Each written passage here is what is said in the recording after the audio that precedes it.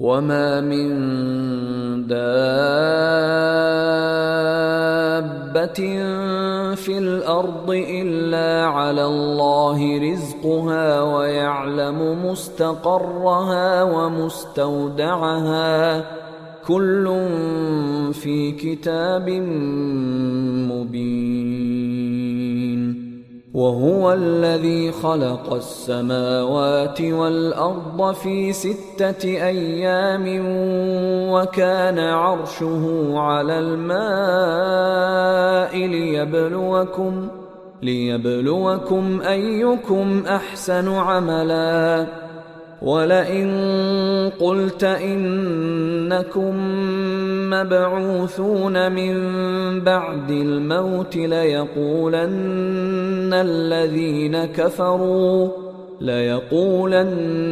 الذين كفروا إن هذا إلا سحر مبين.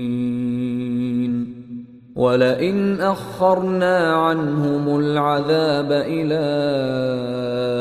أمة معدودة ليقولن ما يحبسه ألا يوم يأتيهم ليس مصروفا عنهم وحاق بهم ما كانوا به يستهزئون. ولئن أذقنا الإنسان منا رحمة ثم نزعناها منه إنه ليئوس كفور. ولئن أذقناه نعماء بعد ضراء مسته ليقولن ذهب السيئات عني إنه لفرح فخور. إلا الذين صبروا وعملوا الصالحات أولئك لهم مغفرة وأجر كبير. فلعلك تارك بعض ما يوحى إليك وضائق به صدرك أن يقولوا لولا أنزل عليه كنز أو جاء معه ملك إنما أنت نذير والله على كل شيء وكيل. أم يقولون افتراه قل فأتوا ب10 سور مثله مفتريات وادعوا من استطعتم من دون الله إن كنتم صادقين. فإن لم يستجيبوا لكم فاعلموا أنما أنزل بعلم الله وأن لا إله إلا هو فهل أنتم مسلمون. من كان يريد الحياة الدنيا وزينتها نوفِ إليهم أعمالهم فيها وهم فيها لا يبخسون. أولئك الذين ليس لهم في الآخرة إلا النار وحبط ما صنعوا فيها وباطل ما كانوا يعملون. أفمن كان على بينة من ربه ويتلوه شاهد منه ومن قبله كتاب موسى إماما ورحمة أولئك يؤمنون به ومن يكفر به من الأحزاب فالنار موعده فلا تك في مرية منه إنه الحق من ربك ولكن أكثر الناس لا يؤمنون ومن أظلم ممن افترى على الله كذبا أولئك يعرضون على ربهم ويقول الأشهاد هؤلاء الذين كذبوا على ربهم ألا لعنة الله على الظالمين الذين يصدون عن سبيل الله ويبغونها عوجا وهم بالآخرة هم كافرون أولئك لم يكونوا معجزين في الأرض وما كان لهم من دون الله من أولياء يضاعف لهم العذاب ما كانوا يستطيعون السمع وما كانوا يبصرون أولئك الذين خسروا أنفسهم وضل عنهم ما كانوا يفترون لا جرم أنهم في الآخرة هم الأخسرون إن الذين آمنوا وعملوا الصالحات وأخبتوا إلى ربهم أولئك أصحاب الجنة هم فيها خالدون مثل الفريقين كالأعمى والأصم والبصير والسميع هل يستويان مثلا أفلا تذكرون ولقد أرسلنا نوحا إلى قومه إني لكم نذير مبين ألا تعبدوا إلا الله إني أخاف عليكم عذاب يوم أليم فقال الملأ الذين كفروا من قومه ما نراك إلا بشرا مثلنا وما نراك اتبعك إلا الذين هم أراذلنا بادي الرأي وما نرى لكم علينا من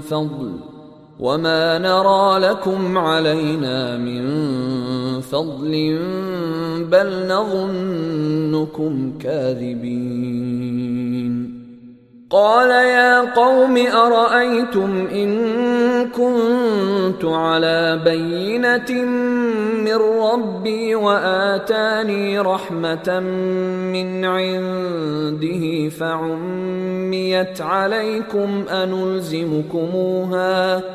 فعميت عليكم أنلزمكموها وأنتم لها كارهون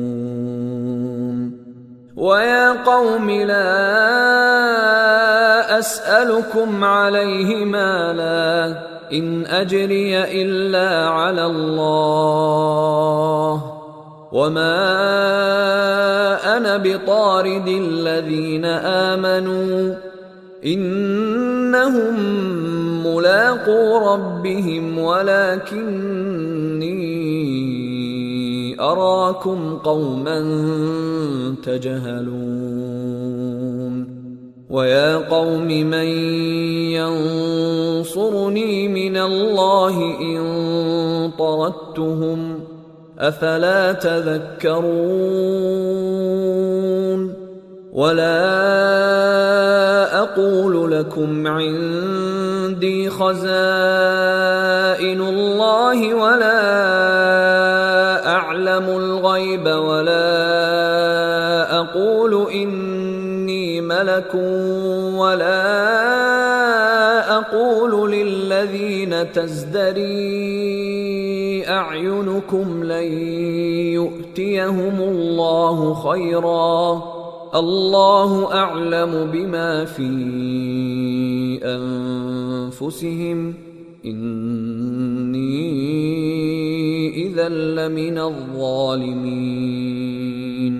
قالوا يا نوح قد جادلتنا فأكثرت جدالنا فأتنا بما تعدنا إن كنت من الصادقين قال إنما يأتيكم به الله إن شاء وما أنتم بمعجزين ولا ينفعكم نصحي إن أردت أن أنصح لكم إن كان الله يريد أن يغويكم هو ربكم وإليه ترجعون أم يقولون افتراه قل إن افتريته فعلي إجرامي وأنا بريء مما تجرمون وأوحي إلى نوح أنه لن يؤمن من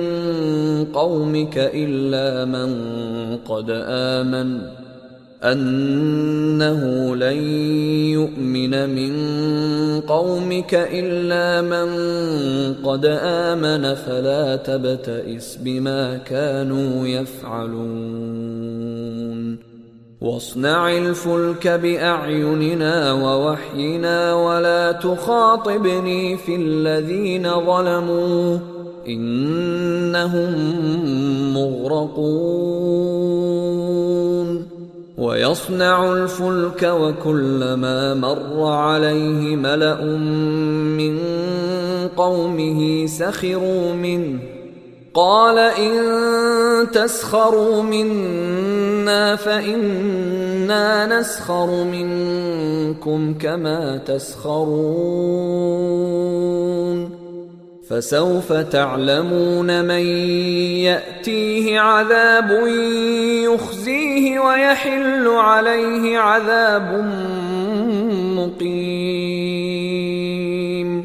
حتى إذا جاء أمرنا وفارت النور قل نحمل فيها من كل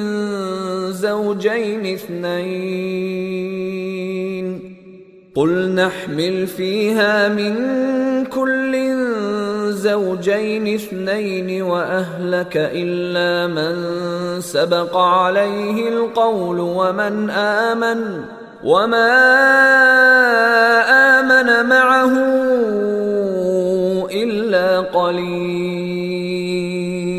وقال اركبوا فيها بسم الله مجريها ومرساها إن ربي لغفور رحيم وهي تجري بهم في موج كالجبال ونادى نوح ابنه وكان في معزل يا بني اركب معنا ولا تكن مع الكافرين قال سآوي إلى جبل يعصمني من الماء قال لا عاصم اليوم من أمر الله إلا من رحم وحال بينهما الموج فكان من المغرقين وقيل يا أرض ابلعي ماءك ويا سماء أقلعي وغيض الماء وقضي الأمر واستوت على الجودي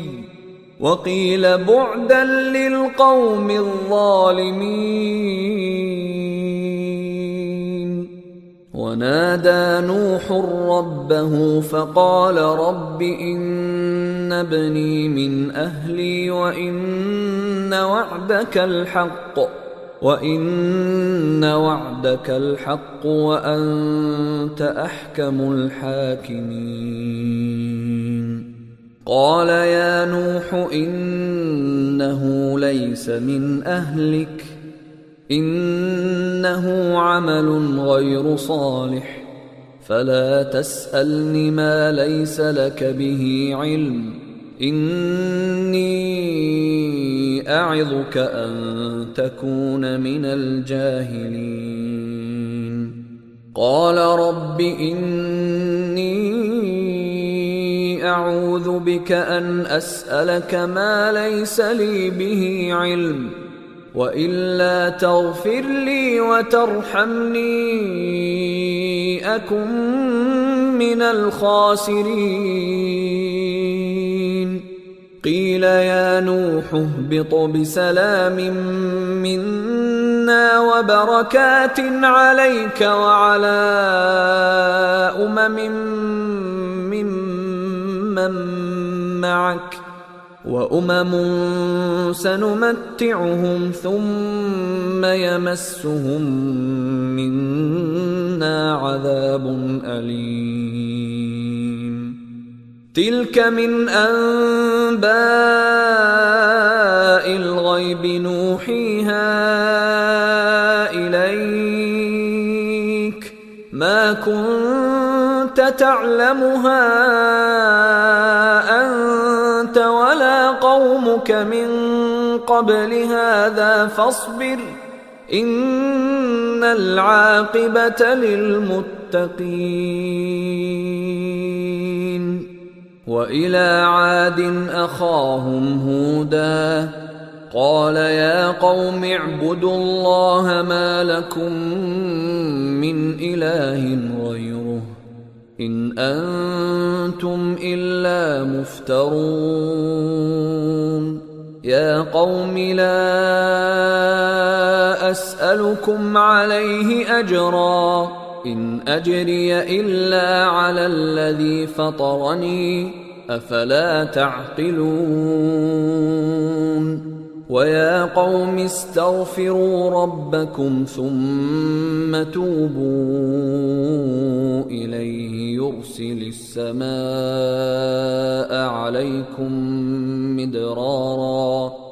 يرسل السماء عليكم مدرارا ويزدكم قوة إلى قوتكم ولا تتولوا مجرمين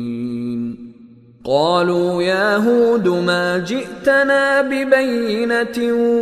وما نحن بتاركي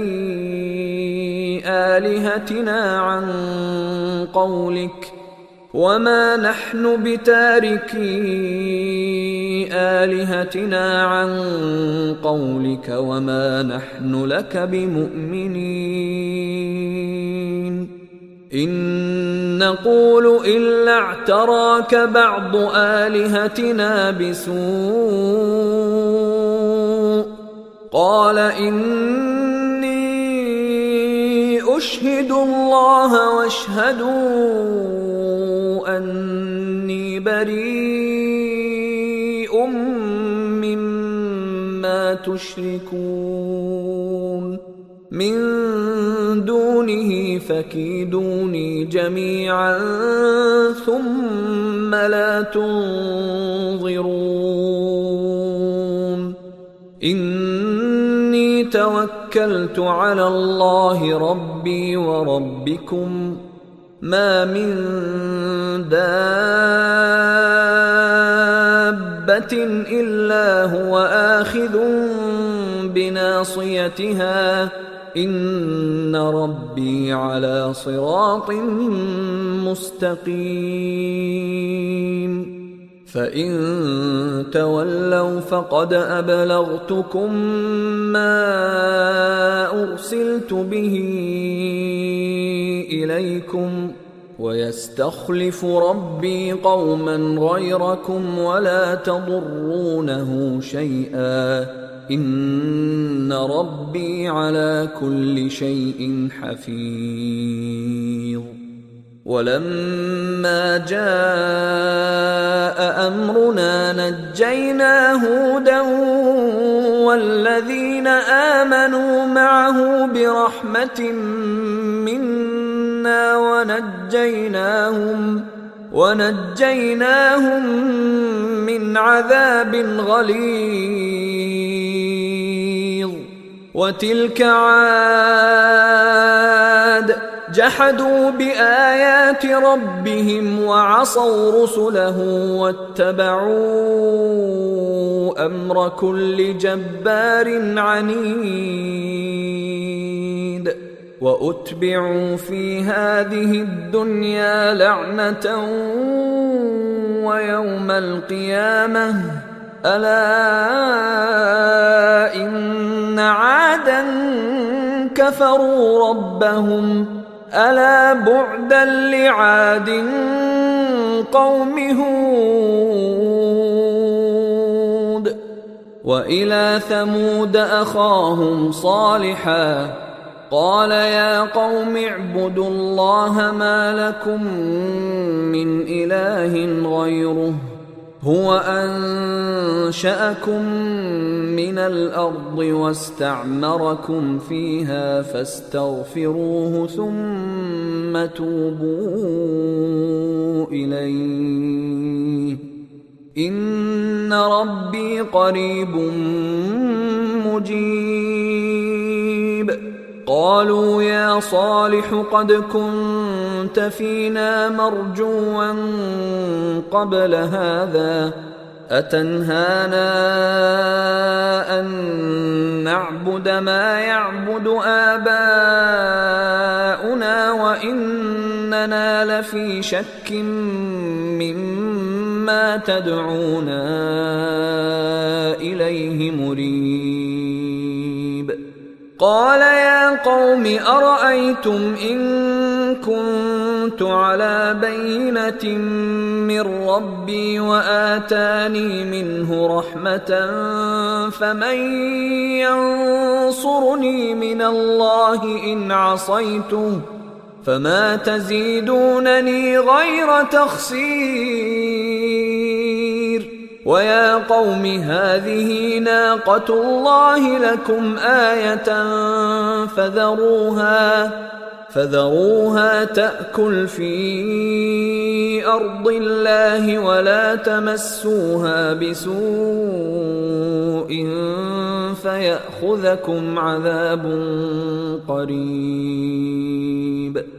فعقروها فقال تمتعوا في داركم 3 أيام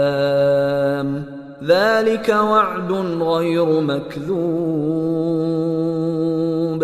فلما جاء أمرنا نجينا صالحا والذين آمنوا معه برحمة منا ومن خزي يومئذ إن ربك هو القوي العزيز وأخذ الذين ظلموا الصيحة فأصبحوا في ديارهم جاثمين كأن لم يغنوا فيها ألا إن ثمود كفروا ربهم ألا بعدا لثمود ولقد جاءت رسلنا إبراهيم بالبشرى قالوا سلاما قال سلام فما لبث أن جاء بعجل حنيذ فلما رأى أيديهم لا تصل إليه نكرهم وأوجس منهم خيفة قالوا لا تخف إنا أرسلنا إلى قوم لوط وامرأته قائمة فضحكت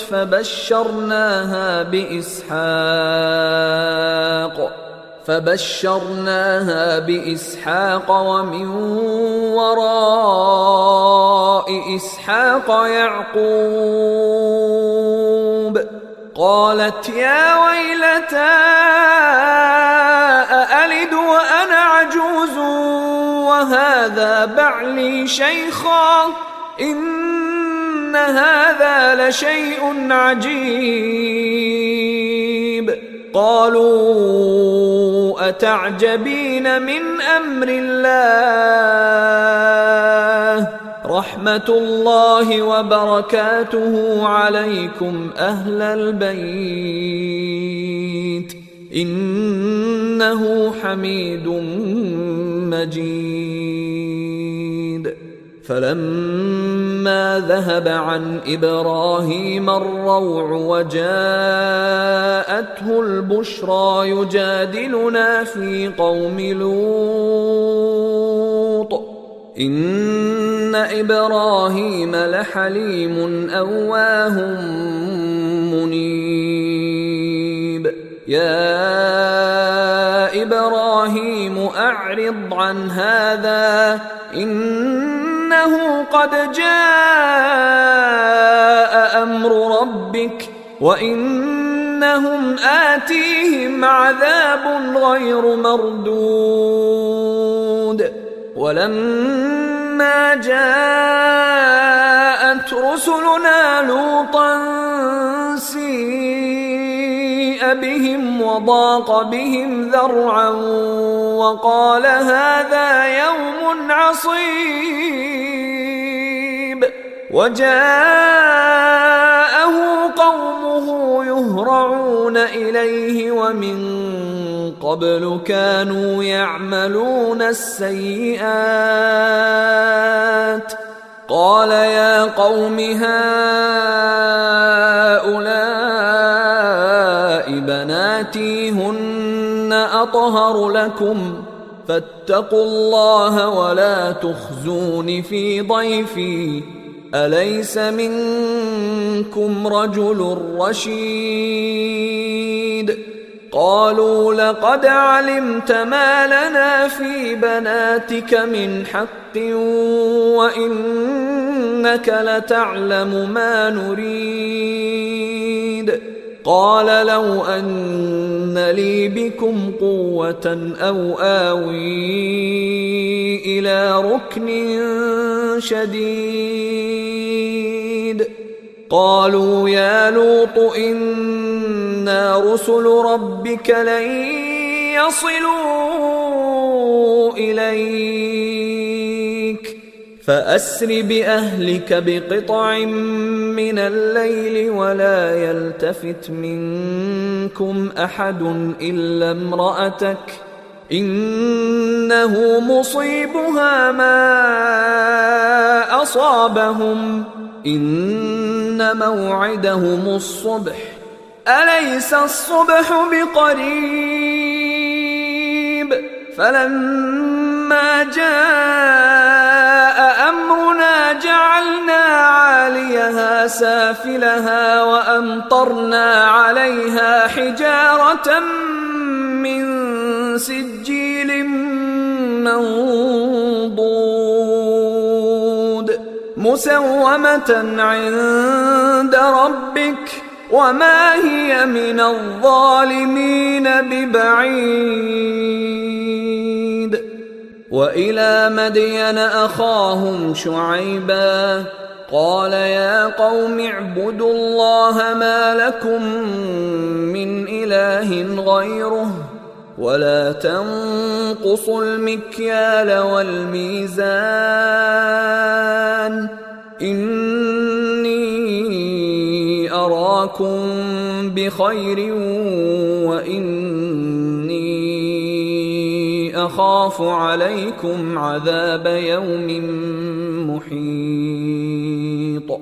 ويا قوم أوفوا المكيال والميزان بالقسط ولا تبخسوا الناس أشياءهم ولا تعثوا في الأرض مفسدين بقية الله خير لكم إن كنتم مؤمنين وما أنا عليكم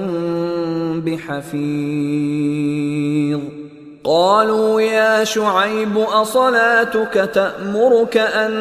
نترك ما يعبد آباؤنا أو أن نفعل في أموالنا ما نشاء إنك لأنت الحليم الرشيد قال يا قوم أرأيتم إن كنت على بينة من ربي ورزقني منه رزقا حسنا وما أريد أن أخالفكم إلى ما أنهاكم عنه إن أريد إلا الإصلاح ما استطعت وما توفيقي إلا بالله عليه توكلت وإليه أنيب ويا قوم لا يجرمنكم شقاقي أن يصيبكم مثل ما أصاب قوم نوح أو قوم هود أو قوم صالح وما قوم لوط منكم ببعيد واستغفروا ربكم ثم توبوا إليه إن ربي رحيم ودود قالوا يا شعيب ما نفقه كثيرا مما تقول وإنا لنراك فينا ضعيفا ولولا رهطك لرجمناك وما أنت علينا بعزيز قال يا قوم أرهطي أعز عليكم من الله واتخذتموه وراءكم ظهريا إن ربي بما تعملون محيط ويا قوم اعملوا على مكانتكم إني عامل سوف تعلمون من يأتيه عذاب يخزيه ومن هو كاذب وارتقبوا إني معكم رقيب ولما جاء أمرنا نجينا شعيبا والذين آمنوا معه برحمة منا وأخذت الذين ظلموا الصيحة فأصبحوا في ديارهم جاثمين كأن لم يغنوا فيها ألا بعدا لمدين كما بعدت ثمود ولقد أرسلنا موسى بآياتنا وسلطان مبين إلى فرعون وملئه فاتبعوا أمر فرعون وما أمر فرعون برشيد يقدم قومه يوم القيامة فأوردهم النار وبئس الورد المورود وأتبعوا في هذه لعنة ويوم القيامة بئس الرفد المرفود ذلك من أنباء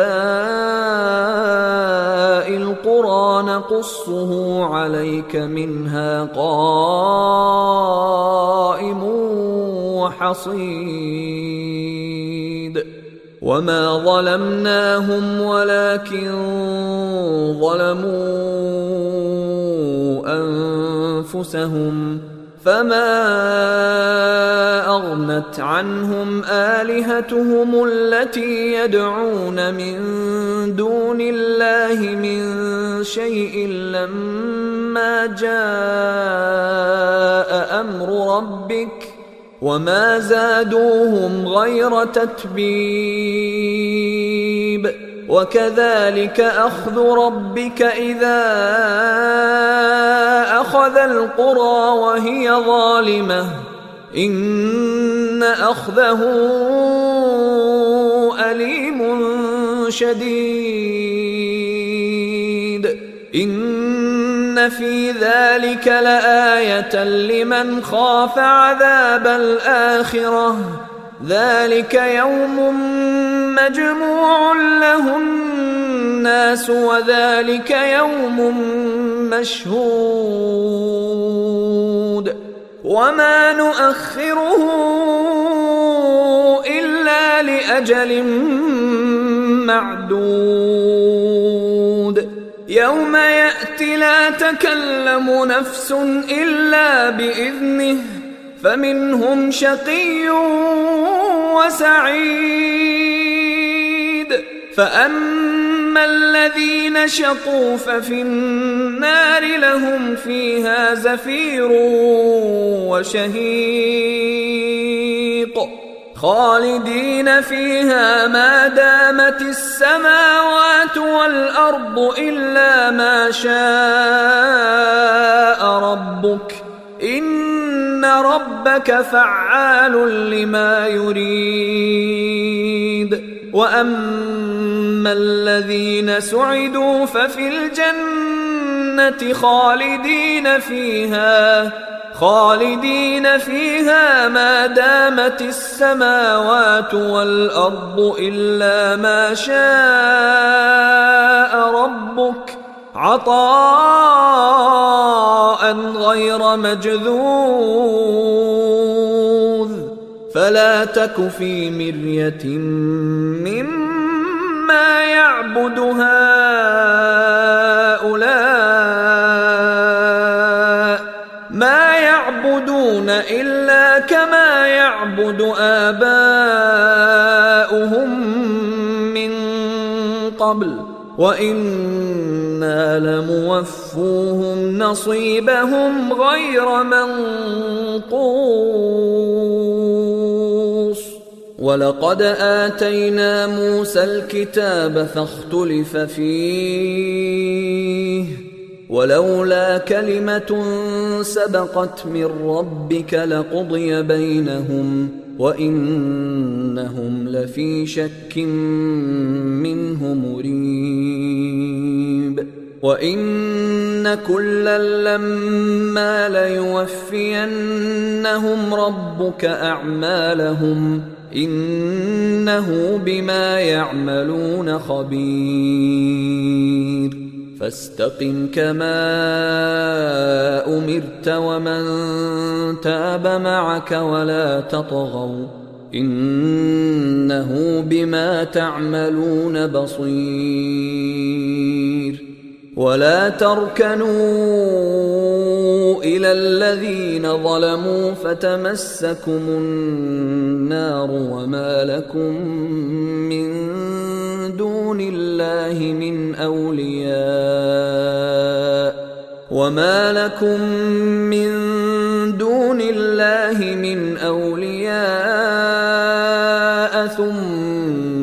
لا تنصرون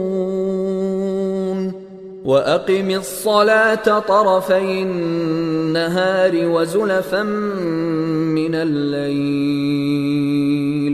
إن الحسنات يذهبن السيئات ذلك ذكرى للذاكرين واصبر فإن الله لا يضيع أجر المحسنين فلولا كان من القرون من قبلكم أولو بقية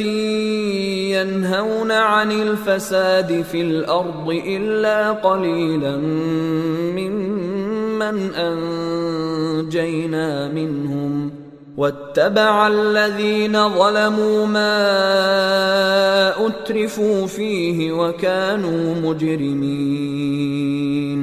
وما كان ربك ليهلك القرى بظلم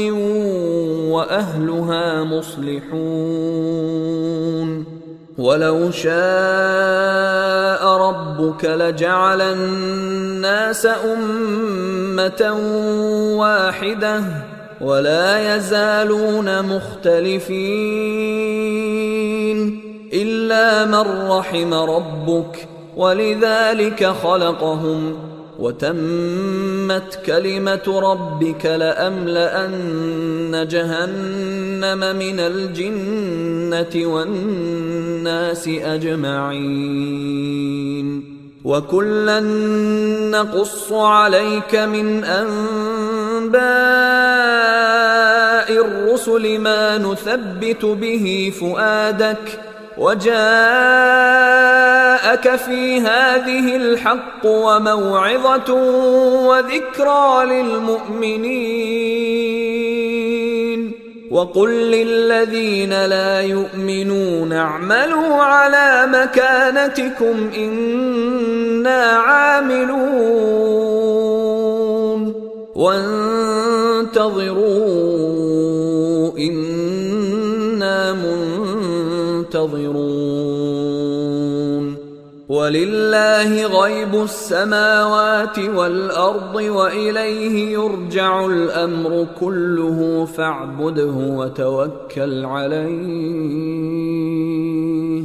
وما ربك بغافل عما تعملون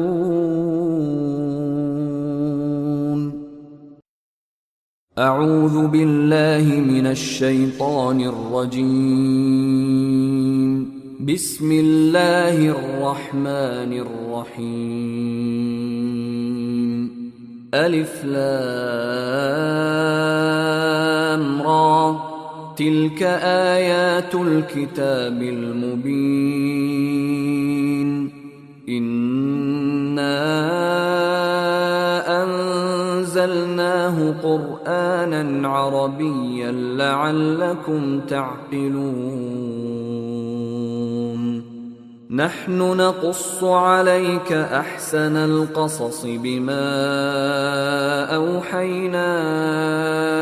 إليك هذا القرآن وإن كنت من قبله لمن الغافلين إذ قال يوسف لأبيه يا أبت إني رأيت 11 كوكبا والشمس والقمر رأيتهم لي ساجدين قال يا بني لا تقصص رؤياك على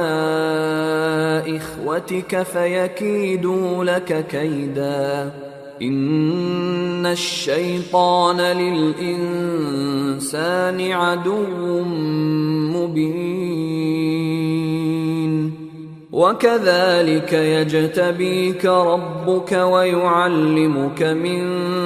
تأويل الأحاديث ويتم نعمته عليك وعلى آل يعقوب كما أتمها على أبويك من قبل إبراهيم وإسحاق إن ربك عليم حكيم. لقد كان في يوسف وإخوته آيات للسائلين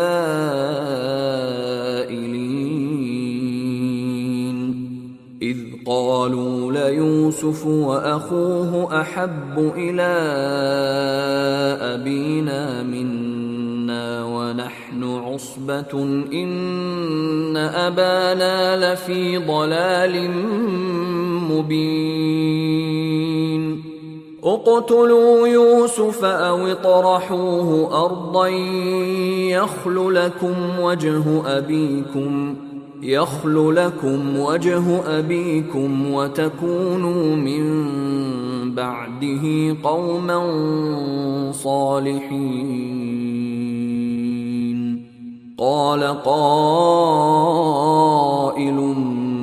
منهم لا تقتلوا يوسف وألقوه في غيابة الجب يلتقطه بعض السيارة إن كنتم فاعلين. قالوا يا أبانا ما لك لا تأمنا على يوسف وإنا له لناصحون. أرسله معنا غدا يرتع ويلعب وإنا له لحافظون. قال إني ليحزنني أن تذهبوا به وأخاف أن يأكله الذئب وأنتم عنه غافلون. قالوا لئن أكله الذئب ونحن عصبة إنا إذا لخاسرون. فلما ذهبوا به وأجمعوا أن يجعلوه في غيابة الجب وأوحينا إليه لتنبئنهم بأمرهم هذا وهم لا يشعرون. وجاءوا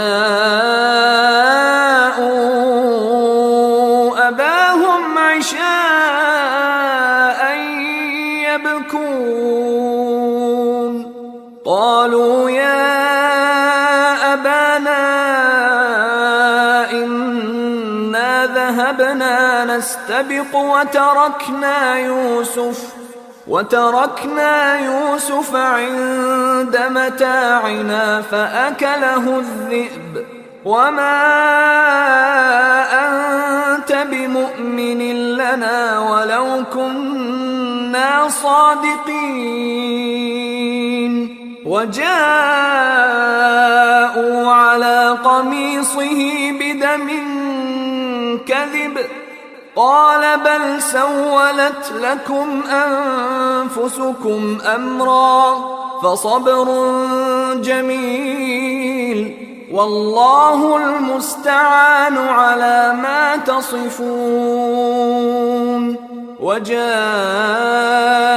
سيارة فأرسلوا واردهم فأدلى دلوه قال يا بشرى هذا غلام وأسروه بضاعة والله عليم بما يعملون. وشروه بثمن بخس دراهم معدودة وكانوا فيه من الزاهدين. وقال الذي اشتراه من مصر لامرأته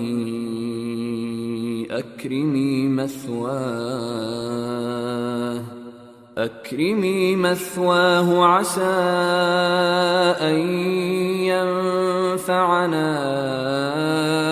أو نتخذه ولدا وكذلك مكنا مكنا ليوسف في الأرض ولنعلمه من تأويل الأحاديث والله غالب على أمره ولكن أكثر الناس لا يعلمون ولما بلغ أشده آتيناه حكما وعلما وكذلك نجزي المحسنين وراودته التي هو في بيتها عن نفسه وغلقت الأبواب وقالت هيت لك قال معاذ الله إنه ربي أحسن مثواي إنه لا يفلح الظالمون ولقد همت به وهم بها لولا أن رأى برهان ربه كذلك لنصرف عنه السوء والفحشاء إنه من عبادنا المخلصين واستبق الباب وقدت قميصه من دبر وألف يا سيدها لدى الباب قالت ما جزاء من أراد بأهلك سوءا إلا أن يسجن أو عذاب أليم قال هي راودتني عن نفسي وشهد شاهد من أهلها إن كان قميصه قد من قبل فصدقت وهو من الكاذبين وإن كان قميصه قد من دبر فكذبت وهو من الصادقين فلما رأى قميصه قد من دبر قال إنه من كيدكن إن كيدكن عظيم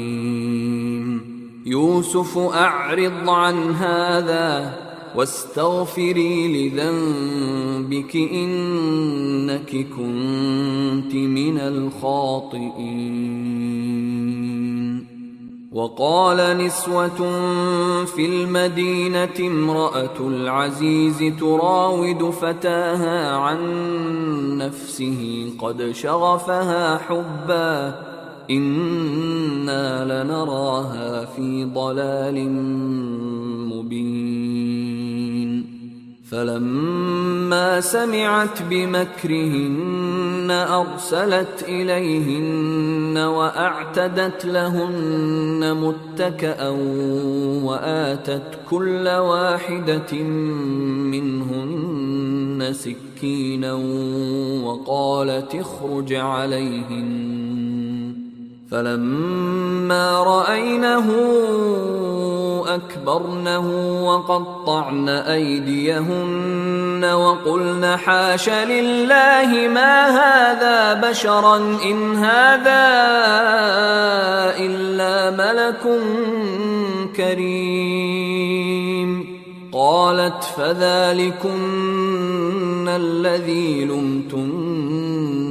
فيه ولقد راودته عن نفسه فاستعصم ولئن لم يفعل ما آمره ليسجنن وليكونن من الصاغرين قال رب السجن أحب إلي مما يدعونني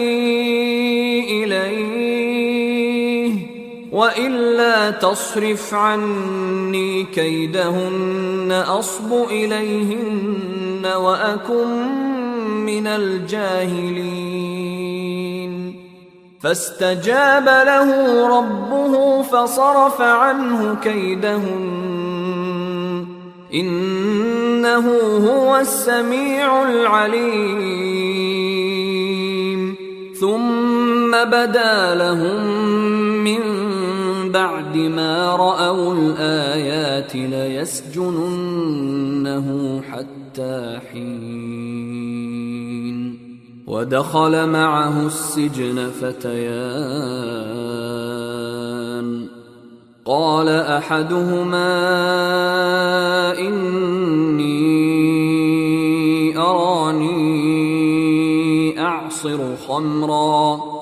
وقال الآخر إني أراني أحمل فوق رأسي خبزا تأكل الطير منه نبئنا بتأويله إنا نراك من المحسنين. قال لا يأتيكما طعام ترزقانه إلا نبأتكما بتأويله قبل أن يأتيكما ذلكما مما علمني ربي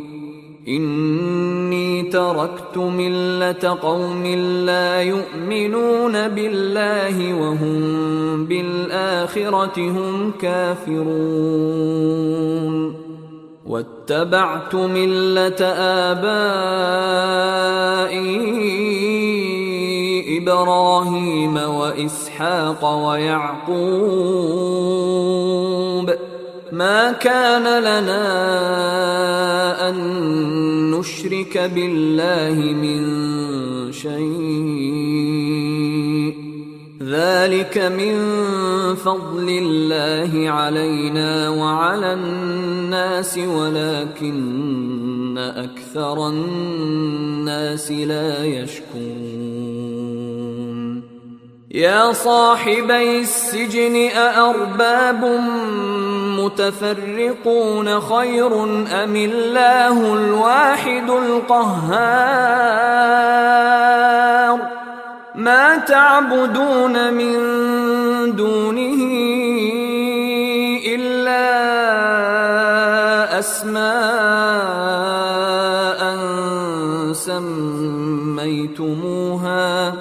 سميتموها أنتم وآباؤكم ما أنزل الله بها من سلطان إن الحكم إلا لله أمر ألا تعبدوا إلا إياه ذلك الدين القيم ولكن أكثر الناس لا يعلمون. يا صاحبي السجن أما أحدكما فيسقي ربه خمرا وأما الآخر فيصلب فتأكل الطير من رأسه قضي الأمر الذي فيه تستفتيان. وقال للذي ظن أنه ناج منهما اذكرني عند ربك فأنساه الشيطان ذكر ربه فلبث في السجن 9 سنين. وقال الملك إني أرى 7 بقرات سمان يأكلهن 7 عجاف و7 سنبلات خضر وأخر يابسات يا أيها الملأ أفتوني في رؤياي إن كنتم للرؤيا تعبرون قالوا أضغاث أحلام وما نحن بتأويل الأحلام بعالمين وقال الذي نجا منهما وادكر بعد أمة أنا أنبئكم بتأويله فأرسلون يوسف أيها الصديق أفتنا في 7 بقرات سمان يأكلهن 7 عجاف و7 سنبلات خضر وأخر يابسات لعلي أرجع إلى الناس لعلهم يعلمون قال تزرعون 7 سنين دأبا فما حصدتم فذروه في سنبله إلا قليلا مما تأكلون ثم يأتي من بعد ذلك 7 شداد يأكلن ما قدمتم لهن إلا قليلا مما تحصنون ثم يأتي من بعد ذلك عام فيه يغاث الناس وفيه يعصرون وقال الملك ائتوني به فلما جاءه الرسول قال ارجع إلى ربك فاسأله ما بال النسوة اللاتي قطعن أيديهن إن ربي بكيدهن عليم قال ما خطبكن إذ راوتن يوسف عن نفسه قلن حاش لله ما علمنا عليه من سوء قالت امرأة العزيز الآن حصحص الحق أنا راودته عن نفسه وإنه لمن الصادقين ذلك ليعلم أني لم أخنه بالغيب وأن الله لا يهدي كيد الخائنين